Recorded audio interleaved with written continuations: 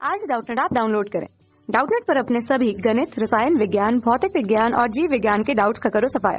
बस प्रश्न की फोटो खींचो, एक ही प्रश्न को क्रॉप करो और तुरंत वीडियो सोल्यूशन पाओ। अभी डाउनलोड करें। हेलो स्टूडेंट्स, तो इस क्वेश्चन में आपको क्या दे रखा है कि पीएन संधि डायोड के लिए वीआई यानी कि वोल्टेज एम्पियर अभिलाक्षणिक वक्र बनाइए, यानी कि आपको कर्व बनाने कारण देते हुए निम्न प्रश्नों को उत्तर दीजिए। पहला क्या है, किसी क्रांतिक वोल्टता तक पदनिश्चित बायास में विद्युत धारा का मान अनुप्रयुक्त विभवांतर के मान से लगभग अप्रभावित होता है। यानी कि आपके पास क्या होगा, जो सोर्स लगा है, ठीक है ना, उस जो यहाँ पर रिवर्स बायस में जो वोल्टेज यानी कि विभवांतर मिलता है वो बाहर के विभवांतर से लगभग अप्रभावित रहता है, ये बताना। दूसरा है, क्रांतिक वोल्टता पर पश्च धारा के मान में एक यानी कि अचानक वृद्धि क्यों हो जाती है। तीसरा है, किसी एक अर्धचालक युक्ति का नाम बताइए, यानी कि सेमीकंडक्टर का, जिसका परिचालन पद निश्चित बायास के अंतर्गत भंजन क्षेत्र में होता है, ठीक है ना, ब्रेकडाउन जिसको कहते हैं। तो सबसे पहले तो अपने को ये जो पीएन जंक्शन डायोड, इसके लिए वीआई ग्राफ बना लेते हैं, है ना। तो ये किस तरीके से बनते हैं वीआई ग्राफ, सपोज करिए जैसे आपके पास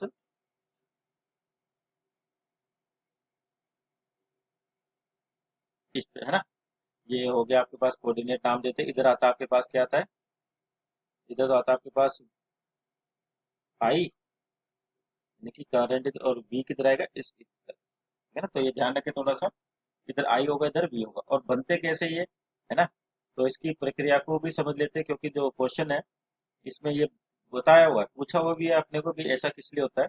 तो एक सेमीकंडक्टर भी बना लेते हैं पीएन टाइप का, ठीक है। जैसे मान लिया आपके पास, तो बोल देते हैं ये आपके पास कौन से टाइप का है, इधर बोलते पी टाइप का है ना। और ये कौन सा एन टाइप का है। और एक उदासीन क्षेत्र, यानी कि यहाँ पर इलेक्ट्रॉन और होल मिलकर आपस में एक दूसरे को न्यूट्रल कर देते हैं, यानी कि उदासीन हो जाते हैं, ठीक। तो अब क्या होगा, जैसे आपके पास इसकी बायसिंग करते हैं, जैसे लिखा है बायस। तो अगर एक इसका सिंप्लीफाइड डायग्राम भी बनाते हैं, सिंबल बनाते हैं कि आपके पास जो डायोड होता है उसका सिंबल कैसे होता है, इस तरीके, ठीक है ना। ये डायोड का सिंबल है पीएन, ये होता है पी और ये होता है एन, ठीक। तो जब अगर मान लीजिए फॉरवर्ड बायस में काम करता है, ठीक है, तो मान लीजिए आपका पास जो सोर्स है वो किस तरीके से, यानी कि पी तो कनेक्ट होता है बैटरी के पॉजिटिव टर्मिनल से और एन कनेक्ट होता है नेगेटिव टर्मिनल से, इस तरीके से, ठीक है। ये पॉजिटिव हो गया यानी कि, और ये क्या हो गया, नेगेटिव, ठीक। तो अब क्या होगा इसमें कि जो आपका फील्ड जनरेट होगा इसके विद्युत क्षेत्र, तो कहाँ से, अगर ये प्लस है तो ये भी प्लस रहेगा और ये माइनस रहेगा। तो आपका जो विद्युत क्षेत्र है उसकी दिशा किधर होगी, वे प्लस से माइनस की ओर होती है। यानी कि आपका जो एक्सटर्नल फील्ड है इसकी ओर से प्लस से माइनस की ओर, वो किस दिशा में होगा, इस दिशा में होगा आपके पास, ठीक है ना। तो ये मैंने लिख दिया ऐसे ई। और कौन सा, बाहरी, ये कौन सा होगा, ई बाहरी, यानी कि ई एक्स लिख देते हैं, ये हो गया बाहरी। अब जैसे आपके पास यहाँ पर क्या है, पॉजिटिव, और पी टाइप में जो मेजोरिटी करियर्स होते हैं वो होल्स होते हैं आपके पास, इस तरीके से ना। और एन टाइप में क्या होता है, इलेक्ट्रॉन,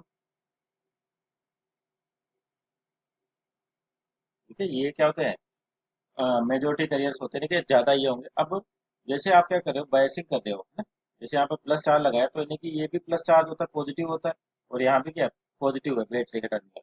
तो ये क्या होता है, होल्स इधर दौड़ते हैं और इलेक्ट्रॉन किधर दौड़ेंगे, इधर दौड़ेंगे। तो कुछ ये होल और इलेक्ट्रॉन आपस में मिलके इस न्यूट्रल जोन में मिलने लग जाते हैं। और इसकी जो चौड़ाई है ना, पहले यहाँ से यहाँ तक इसकी चौड़ाई को क्या करें, थोड़ा कम कर देते हैं, ठीक है। और जैसे ही इधर आएंगे यहाँ पर प्लस पॉजिटिव चार्ज का कंसंट्रेशन बढ़ेगा और उधर नेगेटिव चार्ज का, तो आपका जो इसके अंदर भी क्या होगा, एक फील्ड उत्पन्न हो जाएगा, ठीक है ना। वो किस दिशा में होगा देखो, यानी कि इस वाले सिस्टम के अंदर भी क्या होगा, एक फील्ड उत्पन्न हो जाएगा आपके पास, जिसकी दिशा क्या होगी, एन से पी टाइप की होगी, ठीक है, एन से पी टाइप।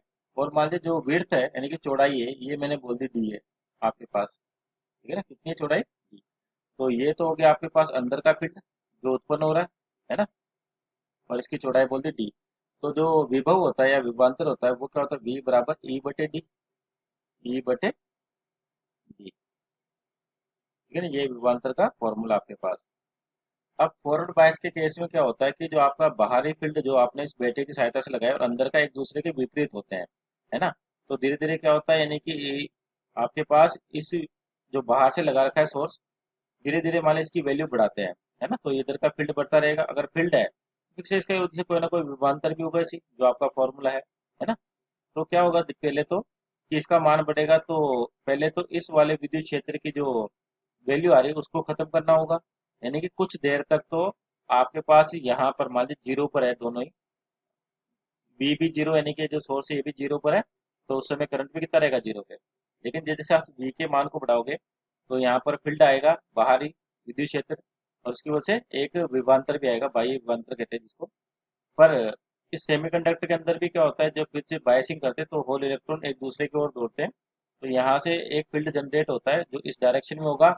और ये कह सकते हैं कि यहाँ पर अगर ई पता है तो यहाँ से वी निकाल सकते हैं, यानी कि विभवांतर या पोटेंशियल। ठीक है, उस केस में अगर इस केस में जो विभवांतर आता है उसका नाम दे रखा है इन्होंने, तो बोलते हैं बैरियर पोटेंशियल, यानी कि बाधक विभवांतर, है ना, इसको वी बी से लिख देते हैं अपन। ठीक, और यहाँ से मान लीजिए आपको वी मिल रहा है जो आप लगा रहे हो।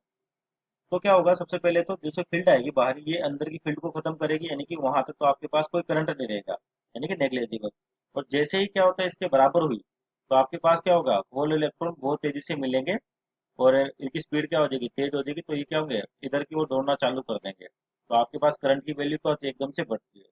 तो यानी कि मान लीजिए ये वो पॉइंट है जहां पर आपके पास क्या होता है, ये जो बैरियर पोटेंशियल है ना, या इसको नी वोल्टेज भी कहते हैं, वी के, ठीक है, नी वोल्टेज कहते हैं। और उसके बाद करंट आपका एकदम तेजी से ऊपर बढ़ता है। तो ये तो हो गया किस केस में, फॉरवर्ड के अंदर, यानी कि अग्र बायास में। ठीक है, शुरुआत में करंट की वैल्यू बहुत कम होती है ना। ठीक है, और जैसे ही आपके पास ये बैरियर पोटेंशियल या इसको बोलते हैं नी वोल्टेज यहाँ पर पहुंचे, आपका करंट एकदम से बढ़ जाता है। क्यों बढ़ जाता है, क्योंकि इलेक्ट्रॉन और होल्स जो मिलना था सारे मिल चुके हैं यहाँ पर, उसके बाद तेजी से आगे की ओर दौड़ते तो आपको करंट मिल जाता है इस टाइप से। ठीक, तो यही है, देखो इसमें लिखा हुआ है कि क्रांतिक वोल्टता पर पद निश्चित बायस में विद्युत धारा का मान अनुप्रयुक्त विभवांतर के मान से लगभग अप्रभावित रहता है। यानी कि तो आप फॉरवर्ड यानी कि अग्र था, और पश्च यानी कि रिवर्स बायस की बात करते हैं इसी केस में, ध्यान सुनना आप, है ना, एक ही डायग्राम से समझ लेते हैं। रिवर्स की बात करेंगे तो पी किससे कनेक्ट होगा, नेगेटिव से, है ना, और आपके पास और एन किससे कनेक्ट होगा, पॉजिटिव से, है ना? इसी डायग्राम में समझ रहे हैं।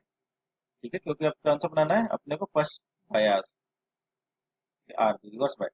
तो अगर पी नेगेटिव से कनेक्ट है और एन पॉजिटिव से कनेक्ट है, तो ये होल पॉजिटिव चार्ज है, इससे कनेक्ट है नेगेटिव से। तो इस केस में, अब दूसरे केस में क्या होगा, आपके पास जो होल्स होंगे पहले तो आगे की ओर दौड़ रहे थे, अब होल्स इधर जाएंगे आपके पास, है ना। ठीक है, और इधर नेगेटिव है तो इलेक्ट्रॉन आपके पास क्या होगा, इधर क्या गया पॉजिटिव चार्ज, तो इलेक्ट्रॉन सीधे दौड़ेंगे। तो इस बार जो ये चौड़ाई है, पहले तो स्टार्टिंग में ये थी, फॉरवर्ड के अंदर कम होगी और रिवर्स के अंदर क्या हो जाती है, ये बढ़ जाती है, यानी कि यहाँ से यहाँ तक। ठीक है ना, क्यों, क्योंकि आपके होल और इलेक्ट्रॉन दूर भागने लग जाते हैं, तो ये डी का मान बढ़ जाता है। डी का मान बढ़ गया, और एक और इम्पोर्टेंट चीज, अगर आपका जो एक्सटर्नल फील्ड है, बाहरी विद्युत क्षेत्र, वो इधर है, इस केस में भी, यानी कि जब रिवर्स की बात करते हैं तो उसमें भी जो आपके पास विद्युत क्षेत्र आता है वो किस दिशा में आएगा, इस बार ध्यान रखना, यहाँ लिख देते हैं ना, इस दिशा में आएगा, जिसके कारण जो आपके पास संधि के अंदर उत्पन्न हो रहा है, तो यहीं पर लिख रखे हैं, यानी कि जो ई दिख रहा है इसकी डायरेक्शन ऐसे थी, अब कैसे हो जाएगी, इस दिशा में हो जाएगी, यानी कि ये दोनों, यानी कि ई एक्स बाहरी विद्युत क्षेत्र, और जो अंदर उत्पन्न हो रहा है इसको प्रेरित विद्युत क्षेत्र कहते हैं, ये उत्पन्न हो रहा है ना।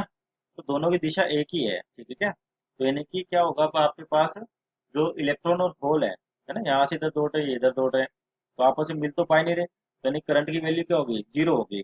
अब ऐसा प्रोसेस कंटिन्यू होता रहता है, धीरे धीरे अगर आप वी बढ़ाओगे तो ये अभी तक करंट जीरो, पर क्या होगा, एक जैसे जैसे आप वी बढ़ाओगे तो एक वी का ऐसा मान आएगा कि यहाँ पर जो उदासीन क्षेत्र है, यहाँ पर भी, या बोलते हैं जो चार्ज करियर है उसमें, उनका तापमान इतना ज्यादा हो जाता है कि उनके बीच के कोवालेंट बॉन्ड टूट के दौड़ने लग जाते हैं। ये ध्यान रखना किसकी वजह से, कि जैसे वी बढ़ाओगे तो तापमान बढ़ जाता है, या बोल दीजिए चार्ज करियर के पास इतनी एनर्जी आती है, वो क्या करते हैं, खुद के बॉन्ड को तोड़ देते हैं और दौड़ना चालू कर देते हैं। तो जैसे दौड़ना चालू करते हैं, आपके पास करंट की वैल्यू क्या होती है, एकदम से इंक्रीज होती है, बहुत ही तेजी से। तो किसी मान तक तो करंट जीरो है ना।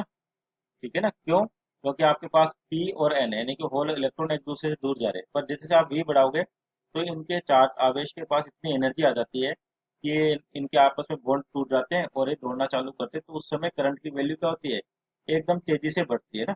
यानी कि शुरुआत में करंट होगा वही नेग्लेजिबल, बहुत ही धीरे धीरे होता है जैसे यहाँ पर है, और वैसे ही यहाँ पर पहुंचे करंट आता हुआ एकदम से बढ़ जाता है ना। ये हो गया रिवर्स बायस यानी कि पश बायस, ठीक। तो ये जो वोल्टेज है इसको बोलते हैं अपन भंजन या वी ब्रेक डाउन, ठीक है, भंजन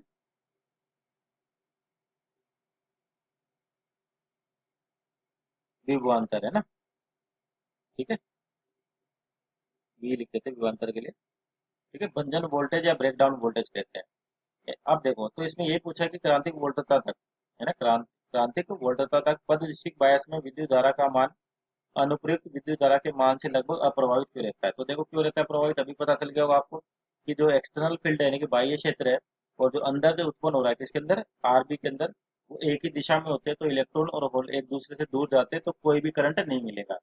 कब मिलेगा, जब इसने इसको क्रांतिक वोल्टता लिखा हुआ है, ध्यान रखना इसका मतलब ये ब्रेकडाउन वोल्टेज ही होता है ना, ठीक है। इसको क्रिटिकल वैल्यू भी कह देते हैं अपन, यानी कि भंजन विभवांतर भी कह देते हैं, अलग अलग नाम है इसी के हैं। तो यहाँ तक तो क्या होता है आपके पास, कोई करंट नहीं होता। समझ आ गई क्यों नहीं होता, क्योंकि इलेक्ट्रॉन और होल एक दूसरे से दूर दौड़ते हैं, ठीक। तो ये हो गया आपके पास पहले का आंसर।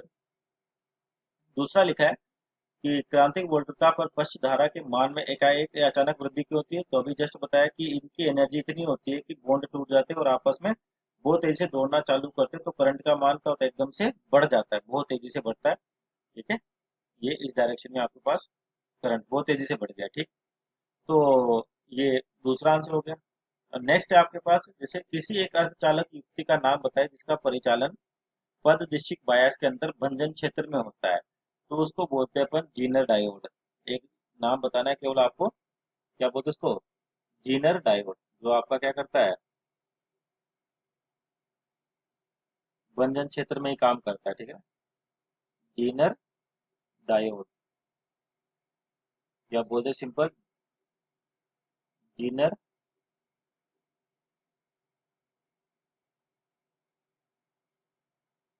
पीएन संधि,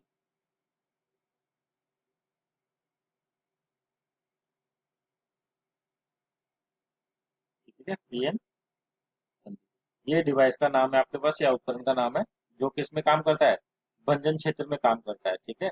उसको वोल्टेज रेगुलेटर भी कहते हैं, क्योंकि ये किसी सोर्स के अलोंग आपका एक वोल्टेज है उसको मेंटेन करके रखता है, ठीक है। Okay, thank you.